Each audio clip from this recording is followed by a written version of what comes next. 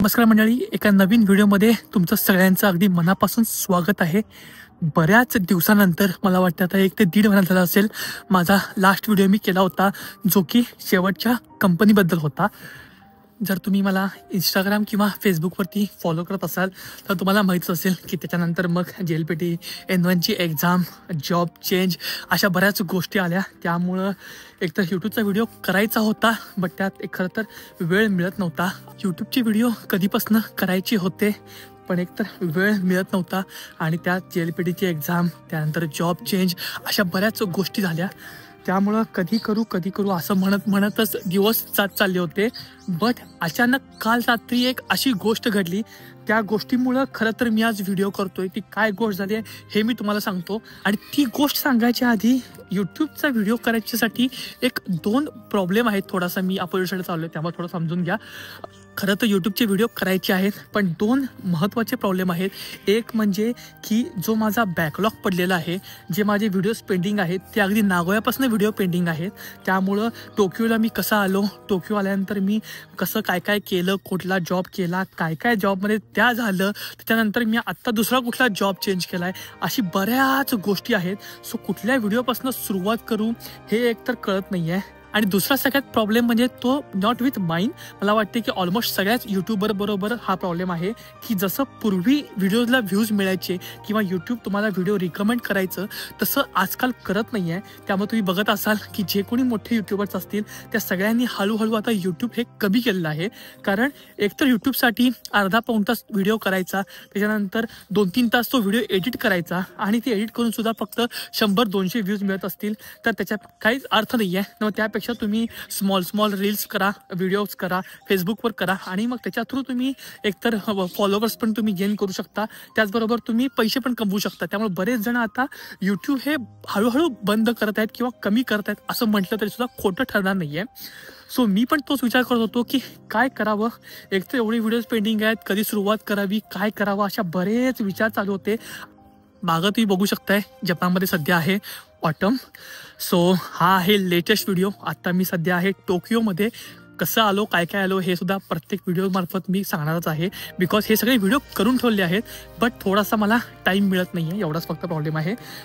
काल रात्री मी असंच बसलो होतो, मला वाटतं साधारण जेवण करून मी रूमवरती आलो होतो जस्ट, आणि मला एक व्हॉट्सॲपवरती एक मेसेज आला की hello, I am doctor Anil Bendre. हे बघा, मागं बघा, हा आहे जपानमधला ऑटम। आणि तुम्हाला आत्ता सध्या या ठिकाणी जपानमध्ये सर्व ठिकाणी तुम्हाला खास करून टोकियोमध्ये ऑटम दिसेल। नॉर्मली कसं होतं की कुणाला जर मदत पाहिजे असेल किंवा काही माहिती पाहिजे असेल तर बरेच जण मेसेज करतात। सो मला वाटलं की तसा काहीतरी मेसेज असेल, म्हणून मी त्यांना रिप्लाय केला की हाय, मी तुमची कशा प्रकारे मदत करू शकतो। पण त्यांचा जो रिप्लाय आला तो माझ्यासाठी अनएक्सपेक्टेड होता। त्यांचा मेसेज आला मला की मला काही मदत नको आहे, जस्ट मला ॲज अ महाराष्ट्रीयन म्हणून तुमचा अभिमान वाटला, म्हणून मी तुम्हाला मेसेज केला। त्यांनी सांगितलं की मी तुमचे सगळे यूट्यूबचे व्हिडिओ बघितलेत, त्याचबरोबर मी तुमचे फेसबुकचे व्हिडिओसुद्धा बघितलेले आहेत, आणि तुम्ही जे JLPT N1ची जी सिरीज केली होती ती सुद्धा मी खूप बघितली, आणि तुमची जी तळमळ होती आहे किंवा तुम्ही ज्या प्रकारे तुम्ही सांगताय हे खरंच छान वाटतंय, आणि हे तुमचं काम तुम्ही कंटिन्यू ठेवा। अशा प्रकारे त्यांचा जेव्हा रिप्लाय आला तेव्हा खरंच खूप छान वाटलं। ज्या प्रकारे त्यांनी मला खरंच ॲप्रिशिएट केलं त्याबद्दल खरंच त्यांना मनापासून धन्यवाद।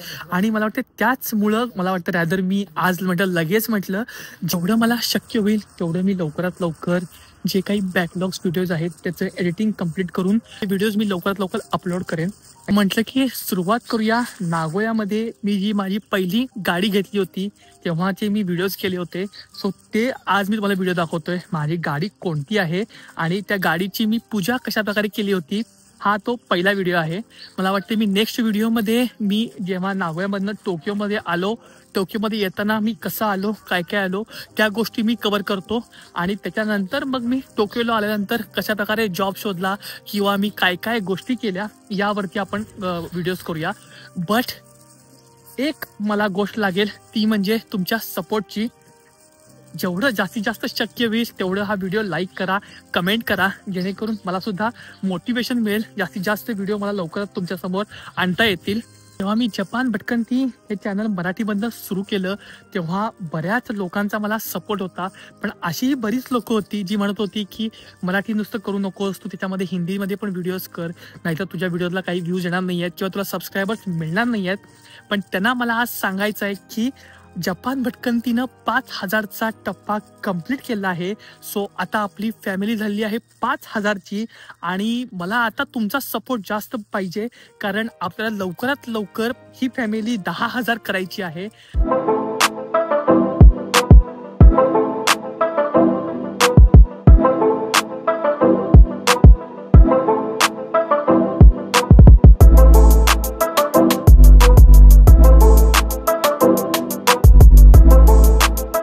म्हणजे अशा प्रकारे आपला नवीन फॅमिली मेंबर आपल्या घरात आलेला आहे. तुम्ही बघू शकताय, ही आहे निसानची अट्टी.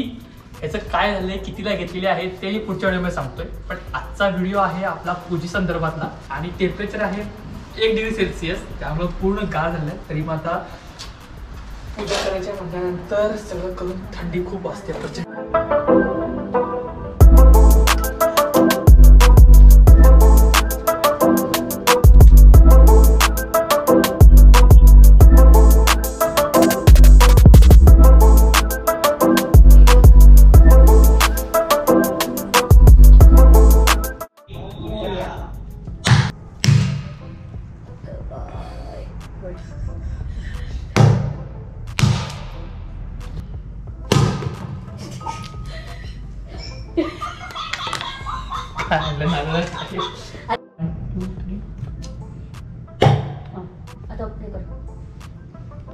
काहीच पाणी नाही. लास्ट होता तो निघेल त्यावेळेला. हे तुम्ही बघू शकताय, इंडियन शॉपपर्यंत नारळ आणलाय आणि असे बऱ्याच वेळा असं होतं की पाणी अजिबात नसतं, पण काय ऑप्शन नाही आपल्याकडे. मंगल मांगल्ये शिवे सर्वार्थ सारिके शरण्ये त्र्यंबके गौरी नारायणी नमोस्तुते.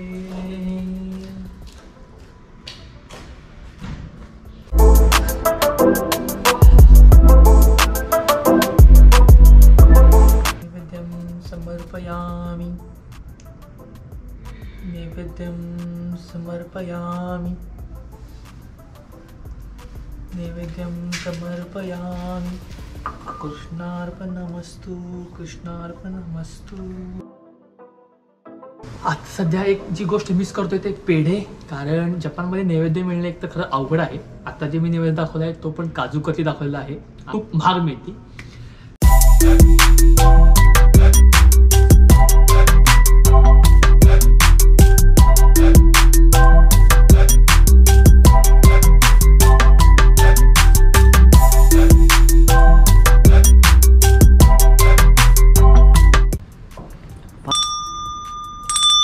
मी मगाशी म्हटलं होतं की तुम्हाला की मी पुढच्या व्हिडिओमध्ये सांगतो गाडीची प्राइस किती आहे, पण लवकरात लवकर मला व्हिडिओ संपायचे आहेत. सो मी याच व्हिडिओमध्ये गाडीची प्राइस आणि सगळ्या गोष्टी सांगतोय. ॲक्च्युली जसं तुम्हाला माहिती आहे की माझी गाडीची रिसायकलिंग कंपनी होती, सो मला कंपनीकडनंच गाडी मिळाली. सो मला थोडासा डिस्काउंट मिळाला, त्यामुळे मी माझ्या कंपनीकडनं गाडी घेतली होती. सो मला गाडी ही थोडीशी स्वस्त मिळाली. माझ्या गाडीची प्राइस आहे 1,70,000 येन आणि हे जे गाडीचं मॉडेल आहे हे आहे 2005चं गाडीचं मॉडेल आहे. पण तुम्हाला बघितल्यानंतर वाटणार सुद्धा नाही की एवढी जुनी गाडी आहे. त्याची जी काही कंडिशन आहे किंवा जे तुम्ही व्हायब्रेट झालेलं होतं ते सुद्धा तुम्ही बघितलं असेल, त्यामुळे तुम्हाला अंदाज आला असेल. आणि नॉर्मली तुम्ही जर जपानमध्ये गाड्या घ्यायला गेला तर साधारण ही जी प्राइस जाईल तुम्हाला 230 ते 240 पर्यंत, तुम्हाला 2,40,000 येन. सगळ्या गोष्टी मी येनमध्ये सांगतोय. In Japan, buying car is not difficult, but maintaining car is very difficult. कारण तुम्हाला गाडी मेंटेन करायला इथं बऱ्याच प्रकारचे चार्जेस द्यायला लागतात. हे मी पुढच्या व्हिडिओमध्ये कव्हर करतो. तुम्हाला आजचा व्हिडिओ कसा वाटला हे नक्की मला कमेंट करून सांगा.